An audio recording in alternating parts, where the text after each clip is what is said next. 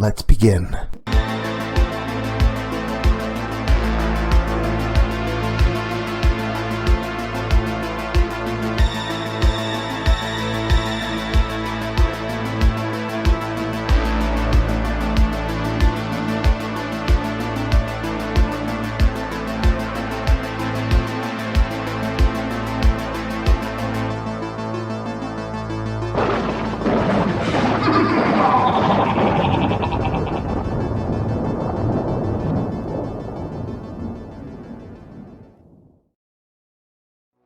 Hey there, Scary Story fanatics. Welcome back to Cleaving Thought from Bone with your host, Sociopathic. It's time we get back on the force. With darkness, that is. If you're excited for this epic conclusion, you're in for a diabolical treat. It's time for Doughboy420's Police Brutality, Part 2.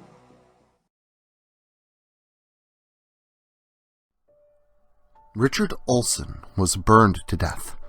Fire. Kimberly Blake died of exposure. She froze to death. Ice. Mitchell Kelly had parts of his body removed and was buried alive beneath large boulders. Earth. Tim Brown died of drowning, but not in the river where he was found. Water. Joel Thompson was electrocuted behind a bar by a man that wore the same clothes that Thomas Keene was last seen in. Electricity. Darren Wilson was taken to the roof of a shopping center at gunpoint by the same man wearing the same clothes, where he was thrown off 10 stories down to the pavement below. Air. Marion Harper was found with severe burns around her mouth. She died of asphyxiation due to exhaust fumes from a car after her mouth was forced over a car's tailpipe. Gas. Bob Kent was found by the old foundry, burned to death, his skin melted away by chemicals. Acid. Soon the killer would run out of elements, and then what would happen? Would they start over? Would they go away, leaving an unsolved crime? Days passed as the news spread that the suspect the police believed to be the notorious cop killer was actually dead at the time of the killings. He could not have killed any of those officers, which begged the questions. Who killed Thomas Keene? And if Thomas Keene didn't kill the officers of Birmingham, who did? A week had passed, and no new bodies showed up. Detective Romero was hopeful and happy that no new victims had been found, but at the same time, he was fearful that the cop killer would disappear and fade into obscurity, leaving him to obsess over finding the true culprit of who killed the officers in his department. The detective was even beginning to feel as though the case was too much for him, and he should probably call in federal help. He also feared that this was just the calm before the storm, before the cop killer would strike again. The latter would turn out to be true. That day, another victim was found, or rather, his clothing, badge, and bones were found. The remains of Officer Randall Matthews were found by a pair of hikers in the woods. His bones, clothing, and badge were discovered at the mouth of a large burrow. After calling in animal control, it was discovered that Officer Matthews had been fed to wolves. They were unable to tell if he was fed to them alive or if he was already dead when he was given to them as food. The only way they knew that he was murdered and not just killed by the wolves was because he disappeared while getting groceries out the back of his car, just like Officer Mitchell Kelly was. Then the next morning, the hikers found his remains. This confused Detective Romero. It didn't fit the cop killer's MO. Animals aren't exactly an element. So, was it really a victim of the cop killer? Or just a guy that was mad that Matthews busted him once, At the time, Romero didn't know for sure, but later he would find out how it all tied together. That night, yet another body was found. He was severely decayed, and most of his body was missing. He was found stuffed into a barrel filled with maggots, beetles, and other creepy crawlies. He'd been eaten away by bugs. The badge stuffed into his throat identified him as Officer Jim Woods. He was a rookie on the squad. The guy had only been on the team for just under a year. First Matthews was eaten by wolves, and now Woods was eaten by bugs. It didn't make any sense.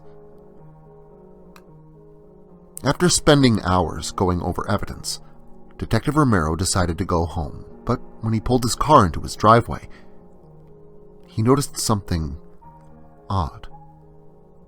There was a cardboard box sitting on his doorstep. Detective Romero didn't think anything of it.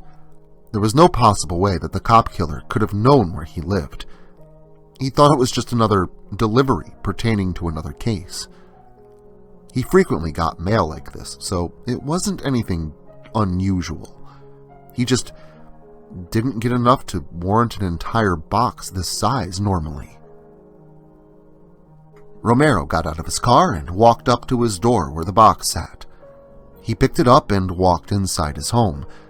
The detective lived alone, and he was single. He was kind of married to his job.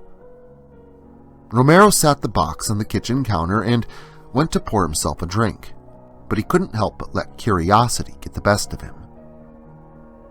Before he even began to pour his whiskey, he set the glass down and went back to the mysterious box. It had no return address. It didn't even have Detective Romero's address.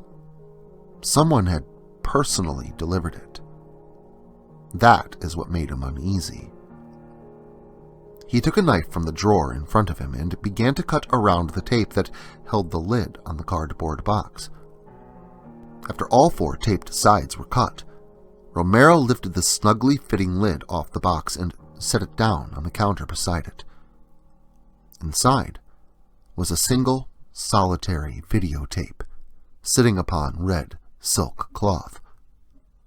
Someone had taken great care to display this cassette for the detective. Someone was leaving him a message.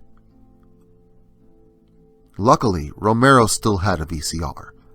He needed to use the old thing for his work sometimes, and other times he'd just use it to watch old 80s movies. He popped the tape into the slot of the VCR and hit play. The image started black, and then a light flicked on. It was a black and white recording of a woman in a room. She looked very thin and very weak. The poor woman looked like she hadn't eaten in days.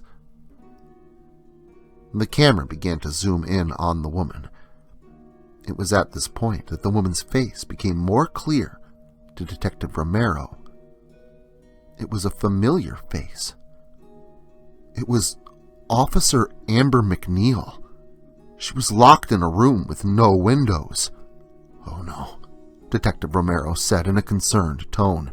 He looked up into the corner and found that the timestamp in the corner of the video was the same date as that day. The video had been taken that day. Officer Amber MacLeod was locked somewhere, and she appeared to be starving to death. At that time, Detective Romero heard a noise, like something crashing from somewhere inside his house. He pulled a .45 caliber handgun out of the drawer in the kitchen to defend himself. He kept it there for just such an occasion. Romero made his way through his home, trying to find the source of the sound. His heart was racing. The cop killer knew where he lived, and Romero didn't even think to call for backup. He only thought about protecting himself and finding the cop killer, who he was sure was now inside his home. He made his way down the hallway. His bathroom light was on, and the door cracked open. Romero slowly approached the open door. He stopped in front of it, then quickly kicked it inward, causing the door to bounce off the stopper on the wall behind it and recoil back halfway to its original position before Romero stopped it once more. Inside the bathroom, he could see that the shower curtain was closed. Romero usually left the curtain open, so he knew that something was amiss. He slid into the bathroom and held his gun up, pointing it toward the bathtub in front of him. He slid the shower curtain open quickly, ready to fire on the intruder, but no one was there. He was jumpy, but he had a good reason to be. Romero was taken by surprise by an assailant who slipped into the bathroom behind him. The unknown intruder knocked him unconscious with a blow to the back of his head. Romero fell to the ground as the world went black around him.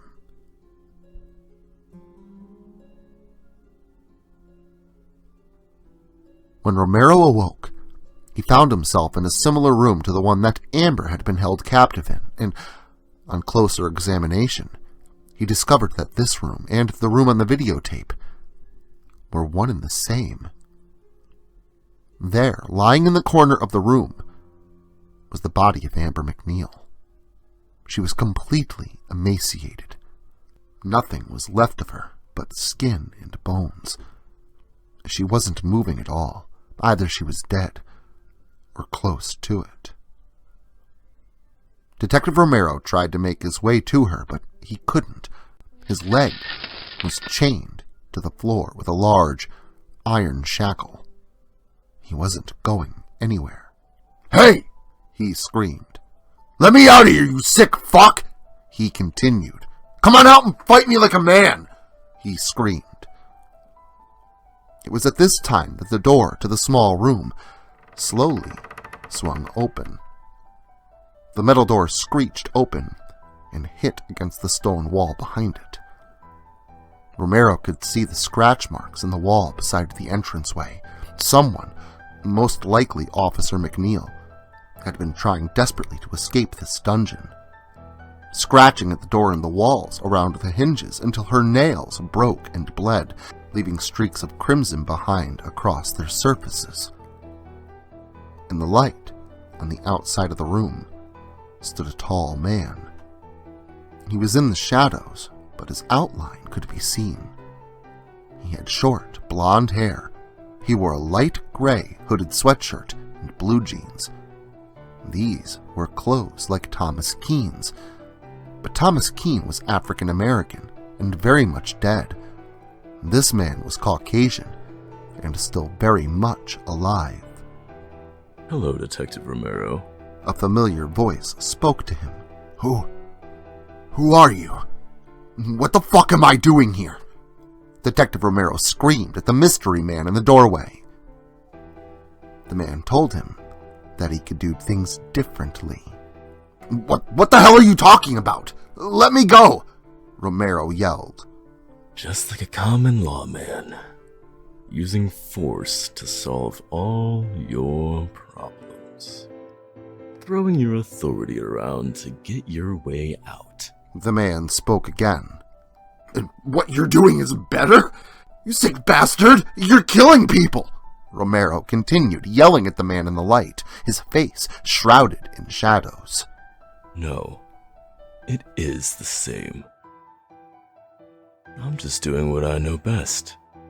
Resorting to violence." The man began. "Always resorting to violence instead of trying to find an easier solution. Why? Why? Is it the adrenaline? Is it the praise from the higher-ups? What is it?" The man added. Who are you? Why does your voice sound so familiar?" Romero asked. "I should sound familiar. We have only worked in the same department for nearly, a dozen years now," the man said. "So you're a cop? That explains how you know where I lived," Romero said. "Why are you doing this?" he added. "You still don't understand?" The man asked. "No. Why don't you enlighten me? Romero answered in a cocky attitude. Tisk, tisk. Still resorting to anger, I see. That's why you're here, you know. We could have just waited for Keaton to leave his damn house and pull him over and arrest him then. But instead, we busted down his door and ruined his life. I shot his kid and ruined his life. Why? The man yelled, obviously in distress. You? You shot his kid? Romero asked, still confused as to who was holding him captive. And I killed the kid's dad, too. The mystery man continued. Why did you kill him? Romero asked. It was self-defense. He came at me with a knife, and I pulled my gun and defended myself. One shot to the heart. Like father, like son. The man said, trailing off in a bit of thought. So, why? Why all this? And who the hell are you? Detective Romero asked him. You still don't recognize me, Detective? The man asked. Let me help you make this a little more clear. The man continued. The man stood in the doorway, the light behind him still hiding his face within the shadows. He began to tell his story. I know by now you've discovered that I've been killing people by the elements. He began. Richard Olson. I covered him in kerosene and watched him burn. I could hear his lungs begin to gargle as they filled with fluid from the flames burning his esophagus. Fire. Kimberly Blake. I kept her in a large freezer chest. Every few minutes I poured ice water onto her before shutting the lid again and locking her inside. She lasted about 18 hours. What a tough cookie. That was ice. Tim Brown was easy. I just invited him over to my house for a beer and drowned him in my pool. Then, I loaded him into my car and tossed him off the bridge. Simple. That one was water. You saw what I did to Joel on that security camera. I got his badge out of his locker at work so I could shove it down his throat later. I liked frying his sorry ass. The prick had it coming anyways. Electricity. Shocking. He said with a chuckle before continuing. Darren was struggling, and I could tell he felt betrayed as I forced him out onto the roof of the shopping center. I made him stand on the edge of the building. Then I just pushed him off. Air. In case you couldn't tell. Mary Ann Harper. She struggled quite a bit as I forced her mouth over the exhaust of my car. I'd been revving up the engine for quite a while before I did it. So there was plenty of fumes. And the exhaust pipe was plenty hot. Gas. Bob Kent. Oh, Bobby. Bobby. I just stole some acid from the CSI lab and threw it on him. Poor old guy died from the shock of the pain. And I just got carried away and threw more on him. Acid, of course. Matthews. I knocked him out and left him in front of the wolves' den. Several hungry wolves fed on him. I watched the whole thing from a nearby ridge. Bought binoculars and popcorn to watch the show. Even woke up during the ordeal. He screamed in pain and terror before a wolf silenced him with a powerful bite to the throat. In case you were wondering, I used Matthews to feed them, to give them life. His death was a representation of life.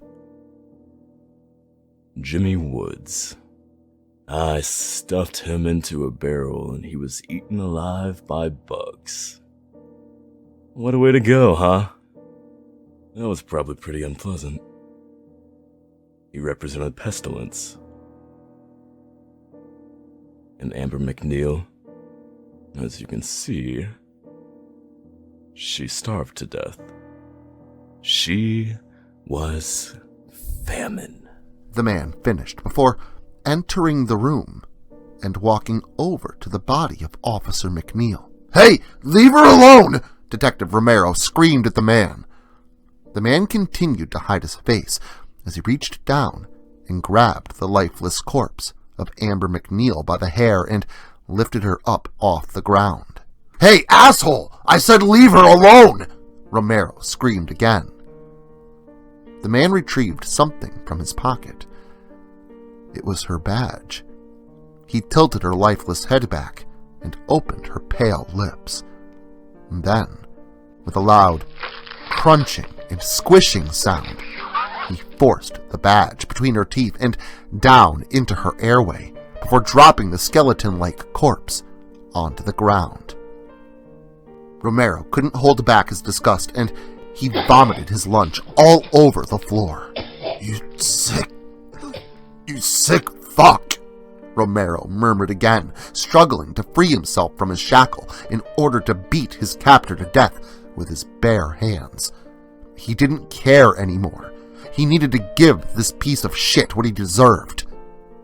You still haven't figured out who I am, have you? The man asked. Let me give you a hint. There's 2 names I didn't mention. 2 names of 2 officers who were there that day. The very 2 officers who were responsible for the deaths of Thomas Keene's son. The man explained. You're Eddie Reed, Romero said. The man laughed. You think I sound like that guy? Wow. You really don't know your coworkers, do you? Oh, wow. That's funny. The man said. No, Eddie Reed is dead. I killed him, too.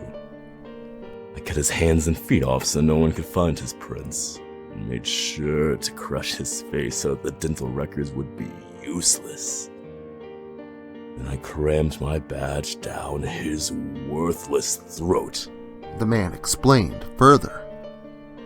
Detective Romero was shocked as he came to a revelation. You're Mitchell Kelly, Detective Romero revealed. Bingo! Officer Kelly exclaimed. Tell him what he's won, Johnny! Mitchell Kelly mocked Detective Romero. He's won the right to become part of my story. Part of my work. Kelly continued. What do you mean? Why are you doing this? Romero asked. Why? Officer Kelly mockingly asked. Why? They always ask why. He said, a bit annoyed. I'll tell you why. We made bad choices, and now we have to be punished for our sins. This is the end of our world. Our apocalypse, Mitchell said before continuing on. Pestilence and famine. 2 of the 4 horsemen of the apocalypse. Kelly answered. What in the hell does that mean? Romero asked. That means there are 2 more. War and death. Thomas Keene stabbed me to avenge the death of his son. Officer Kelly said, lifting up his shirt to show the scar where he was stabbed in the stomach. I shot him and killed him. That was war. And that leaves you. Kelly began.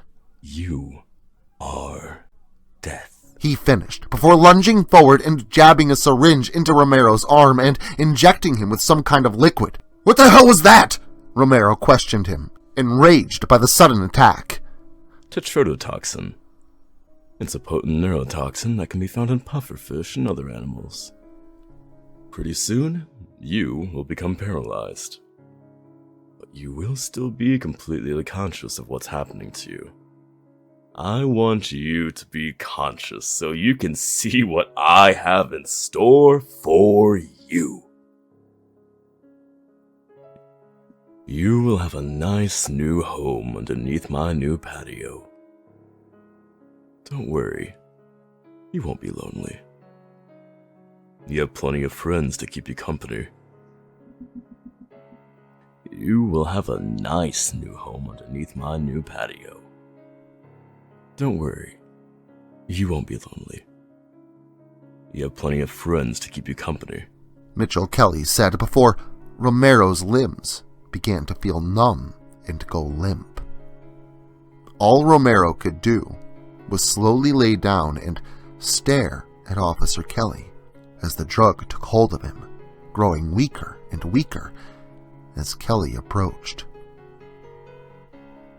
Officer Kelly then dragged Detective Romero out of the dungeon and into what was obviously a basement. He then lugged him up the stairs to the storm cellar door, Romero's head thumping against each stone step as he was pulled up by his feet. Kelly pulled the detective across the wet grass and past the large piece of machinery. Mitchell Kelly had rented an excavator just for this occasion. He pulled Romero over to a large pit that he had dug with the excavator and then simply rolled him into it. It was then that Romero noticed that he was not the only occupant of this pit. Each and every one of Officer Kelly's victims had been disposed of here with him, their bodies rotting away.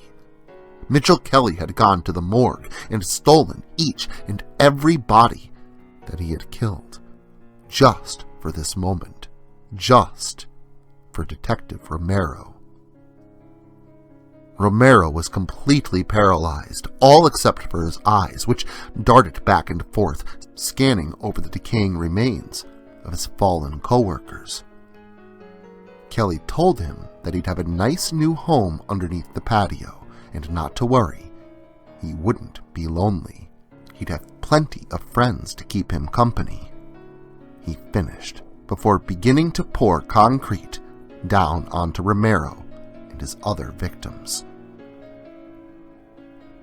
Romero just laid there, terrified and unable to move, as the concrete poured and hardened around him. The last thing he saw was the waving hand of the smiling officer. Well, that just goes to show you, if you don't have dental records, you just can't be too sure. But I'm sure that you'll love the terror coming back next weekend. And until then, make sure to like, share, subscribe, and turn on notifications so I can catch you all again next Saturday.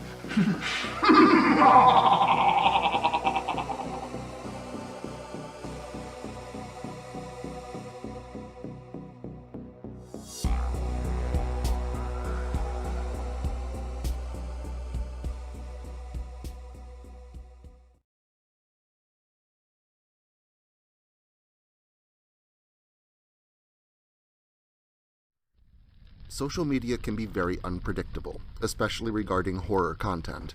If this content gets removed, all new content will be simultaneously presented on various websites provided in the description to this video. Make sure to follow me in other digital spaces so that you never miss out on the terror. Also, if you like this video, make sure to leave a comment and hit the like button. It helps the channel a lot. If you're new to the channel and you enjoy what's here, consider hitting that subscribe button and the notification bell so that you never miss an upload. Writing is a dream of mine, and it's all of you that make that dream come true.